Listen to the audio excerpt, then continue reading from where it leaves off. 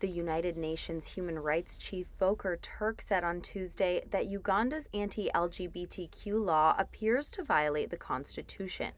It's devastating that this law was signed by the president, and I hope that the judiciary is going to look into it. And I can tell you, if they look at human rights law, their own constitution, they will find it in violation of it.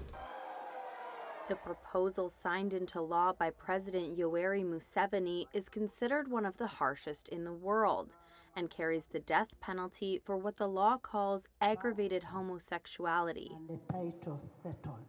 Turk did not elaborate on which aspect of the Constitution had been violated. A UN spokesperson later said there was a whole range of violations, including the rights to life, equality, and non-discrimination. Uganda's government rejects the criticism and says it's adhering to the Constitution.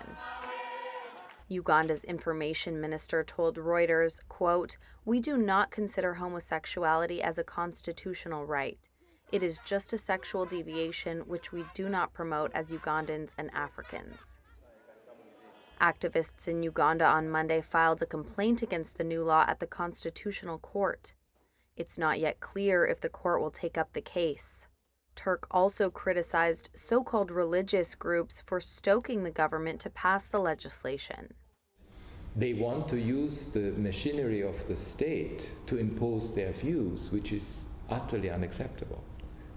Because at the same time, they also ask, when it comes to their own religious freedoms, that the state does not get involved. So there's a contradiction in terms. Turk also said that each and every aspect of the law would be examined by UN human rights experts.